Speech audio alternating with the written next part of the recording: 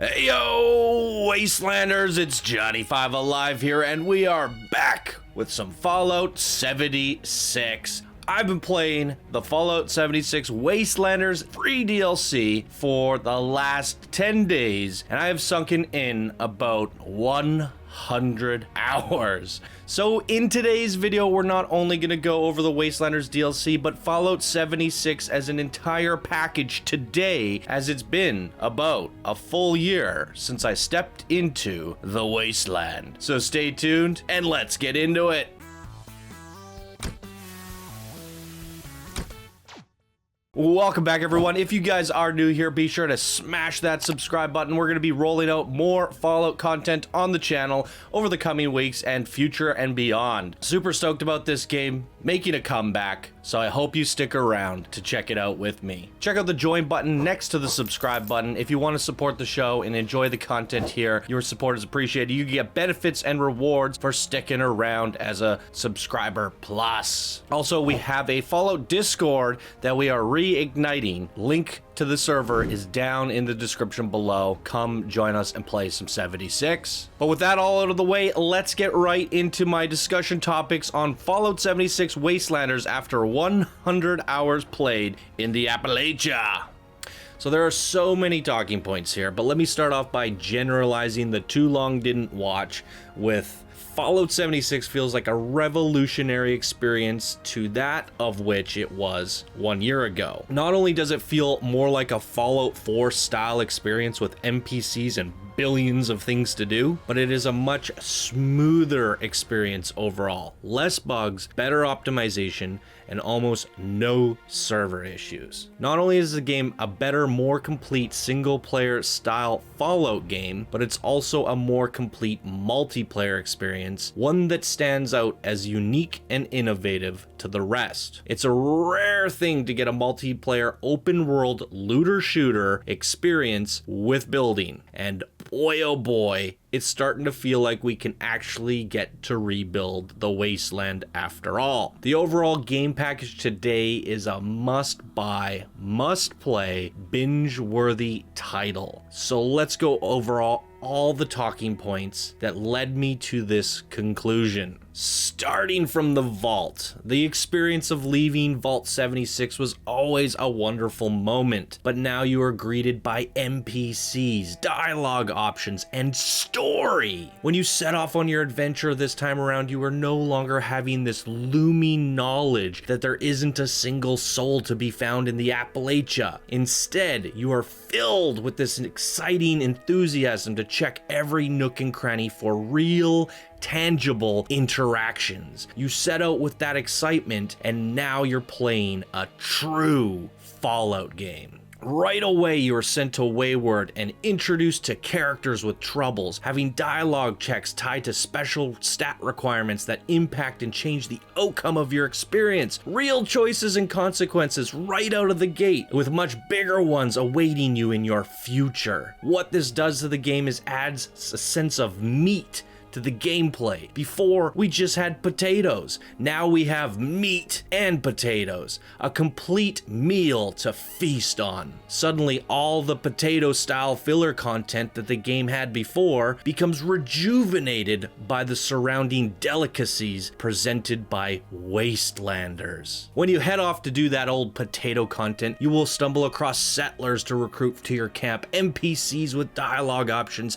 Heck, even the old robots have complete interactive dialogue systems, allowing you to dig a bit deeper than you ever did before. The more I dug into the old content I found mind-numbingly boring before, I was pleasantly surprised to find something new and exciting tied into it. Everything here has a minor facelift, and the more you look, the more you find. And with that said, I highly recommend starting this game fresh. Had I have started with my old character, I wouldn't have been incentivized to go to the locations I already explored. But by uncovering those new areas again on a new character, I came across fun micro content that is true to the Fallout soul. A good example of this is how the old content leads you through certain areas, such as we were headed through the Savage Divide and we stumbled across a bed and breakfast. Here, there was nothing before. Now, we found a lady working the inn,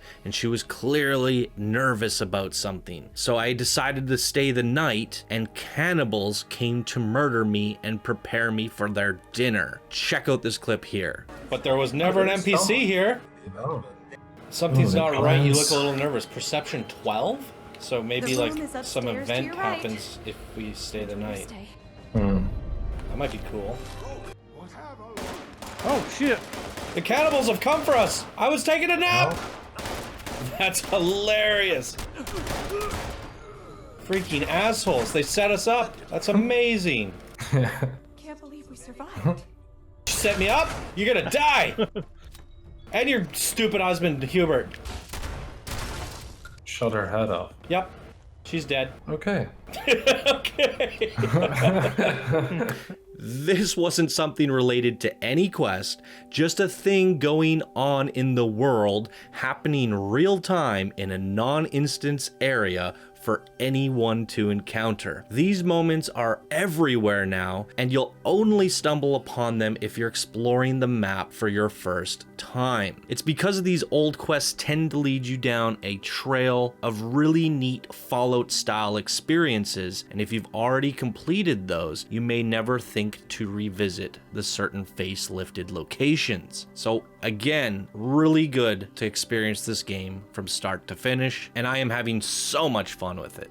Wastelanders NPCs. Let's speak more about the Wastelanders NPCs content itself, as the game is centered around people arriving in the Appalachia in search of rumored treasure that seems to possibly be an unopened vault. So we have two main factions here, the settlers and the raiders, and the classic reputation system makes a return with tough decision making tied to both sides. It's oozing with Fallout soul again. Not only that, but there are people who have just wandered in seeking a new life. It's finally just beaming with activity all over the Appalachia. So while the story of searching for treasure may not seem all that compelling on the surface, these new arrivals have to deal with the current looming threats and diseases that come with the Appalachia. Combine that with the fact that everybody is at each other's throats for this treasure, you end up having a really compelling story caused from the chaos of conflict, something Fallout has always been known for. And as a side note, I was never a big fan of Bethesda's previous stories from Fallout 3 and 4, but I was much rather a fan of Fallout 1, 2, and New Vegas. In 76, this whole rivalry and conflict tied to reputation and decision making feels more like a true Fallout experience that I previously loved and adored from the original games. So while I have poured 100 hours into Wastelanders,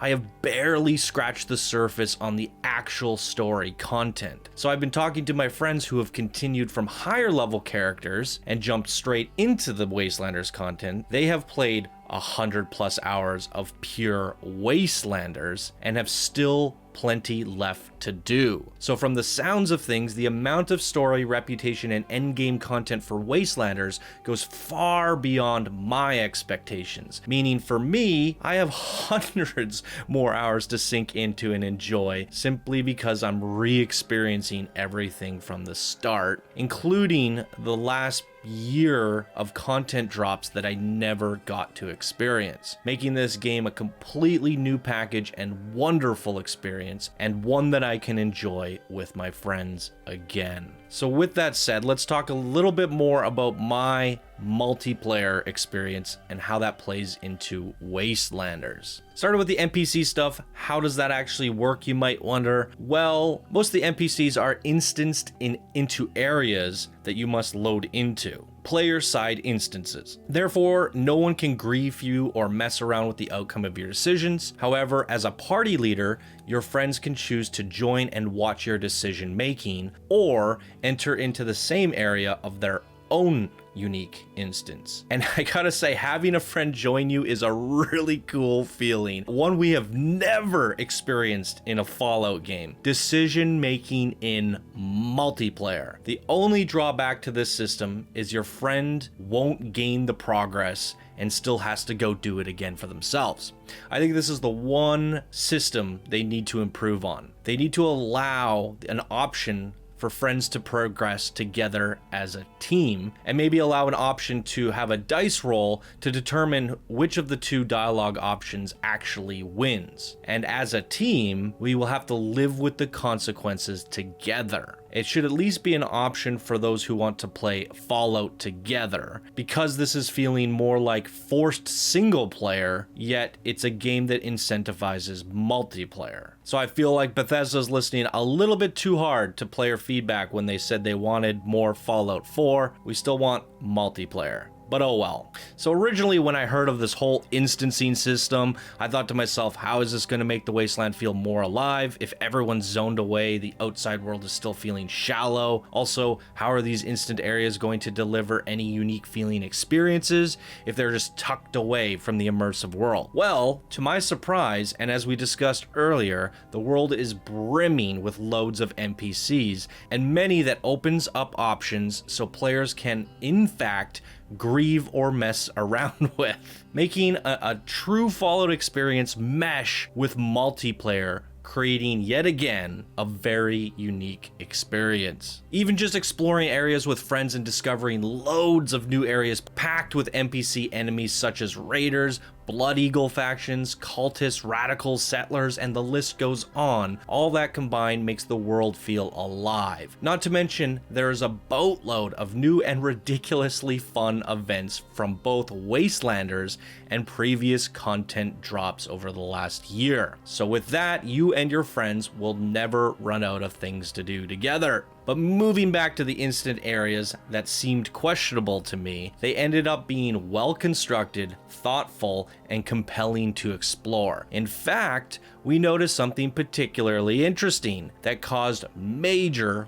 Fallout 4 nostalgia. These instanced areas are packed with loot, godly amounts of loot, junk everywhere. Just like the good Fallout 4 hoarder loot runs, you had to make 2 full trips back in order to clean the whole place out. But now minus the trips back, thanks to scrapping stations in 76. So all these NPCs that you're killing in these areas are humans, and they drop human style loot. They have pieces of human armor and weapons on their bodies. Well, obvious to new players of the game, insanely crazy to an older player. Armor mods were particularly hard to come by in the past because armor mods come from scrapping, well, armor. But before, there were no human NPCs to be wearing said armor. So it's just such a strange thing when you start noticing all the little benefits that come from ingesting loads of humans into the game world. It's those small things that you notice and appreciate that much more if you played the original version of 76. A good example for me was an old super mutant lumber mill in the top left corner of the map, a spot that was very familiar to me because it was where I built my first house. There's a radical human faction that took over the camp. At first you might think, well, the super mutants have just magically been replaced. But after further investigation, you find that the radicals are burning piles of super mutant corpses. They took over the camp, killed the mutants, and there is environmental storytelling to explain that. This is something Fallout has always been known for, and here it's everywhere if you look close enough for it. So not only do you have the pre-war and post-war environmental story details everywhere, but for veterans who played 76 before the Wastelanders arrived, you get a nice little hit of story from before and after the events of Wastelanders. And this is where you start to realize the potential lineage this game has to offer. Future updates could bring in new reputation systems like Brotherhood and Enclave. Those arrivals may have an impact on certain areas again. And then you will see some more before and after story changes to the world once again. Never before have we been able to watch a Fallout map change and morph with new events added directly into the base map that you started in. That alone makes for an exciting and unique Fallout experience. Being a part of something of the past which no longer exists in the present or potential future is a very cool feeling, and it becomes even more special when you experience it with friends. All these moments and memories you can reminisce about whenever new major DLC drops in the future. This all adds to the rebuilding of the Wasteland indirectly, and I believe that very concept the game was advertised to be, rebuilding the Wasteland, is starting to come to fruition. So let's talk about that. When I played Fallout 76 on release, settlement building was no more than just making a camp. In fact, they called it camp.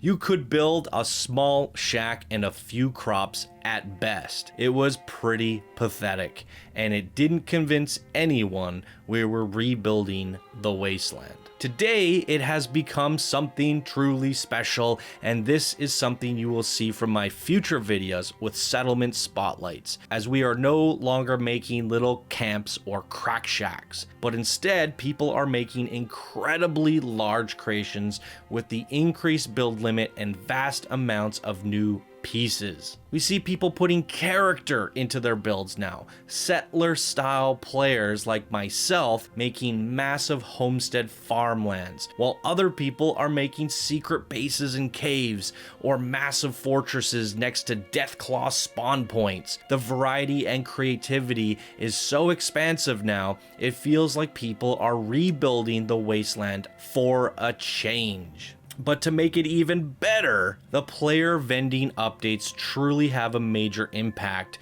turning these camps into true settlements. Almost every camp that you visit, in a matter of minutes, more adventurers start wandering in. I've almost never visited a camp without experiencing a small gathering of people at some point. It truly makes camps feel like settlements and makes Fallout feel like a community. You discover unique creations while simultaneously making friends to go off and experience vast amounts of multiplayer content, while still having an engaging single-player storytelling experience to escape to when you're all alone. With all this said, it's the complete package. Single-player story, creative building, renewable long-lasting multiplayer content, and most importantly, a connected community engaging with each other in the game world. And this is why I said earlier, it is a must-buy, must-play,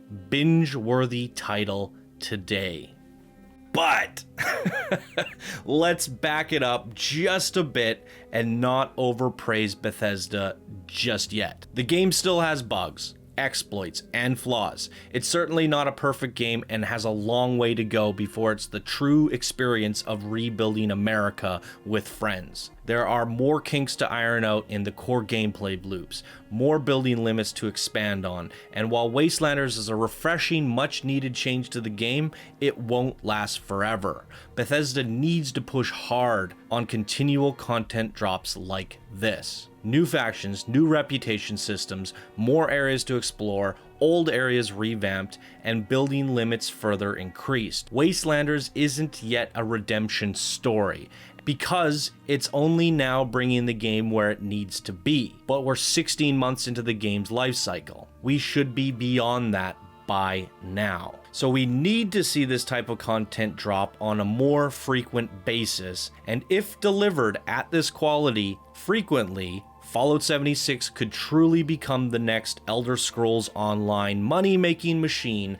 that Bethesda fuels development budget into, and that fans around the world can talk about for years to come. It's on the right track. It's a lot of fun in its current state, but I don't think it's quite where we want it to be yet. With that said, you will not regret buying Fallout 76 if you haven't played it yet, and if you are on the fence about returning, it's a lot more content than you would expect. And with that said, I have convinced a few skeptics who've never played the game to buy it, and they said they're having the time of their lives and have thanked me for convincing them. But if you're a hardcore Fallout 4 fan who put 700 plus hours into multiple playthroughs, endless hours of settlement building, I think you may feel slightly underwhelmed with the amount of Fallout-y style content in 76. but you will still have a blast playing with your friends for hundreds of hours in the current state of the game. And hopefully, new content is right around the corner each time you think you're running out of stuff to do. And as mentioned earlier, it's fun seeing the world grow and change with the environmental storytelling, so waiting for the perfect version of the game means you're missing out on part of the journey to get there. And the journey is always the most rewarding feeling. And I can speak to that with playing the original Fallout 76 to the current Wastelanders version. I personally appreciate the game way more as I saw a dying, buggy, broken, unfinished game transform into a diamond in the rough. They pulled a rabbit out of a hat. I lost all hope in this game, and now I look forward to seeing that diamond in the rough become a shiny, polished gem. I'm back on Team Bethesda and rooting for the success of Wastelanders. I genuinely hope more people discover what this game is becoming and choose to support Bethesda by purchasing the game, possibly Atoms or even Fallout first. And through our support and word of mouth, Bethesda might actually see this game as something they need to put full funds into developing, and that just means more Fallout for us. So what are you waiting for? Pick up the damn game already. Come join us on Discord. Link is in the description. And if you're not convinced yet, subscribe to my channel for more Fallout 76 content coming soon. And I will be sure to convince you on how awesome Wastelanders is in future videos. So stay tuned. And that's going to do it for me in my Wastelanders overview. Absolutely love it, super happy, and I can't wait to dive in even further. 100 hours in, feel like I've barely scratched the surface. Boom. I'm Johnny5Alive. Thank you all so much for watching, and I will see you in the next video. Bye now. Almost heaven, disc game concept. Nylon back scam, toxic powered helmets. The art is old here, older than can be. 16 times the detail, yet no one else can see. Oh Bethesda, fix your game to a state where we can play. Buying atoms for some armor. Take my cash, 'cause it just works.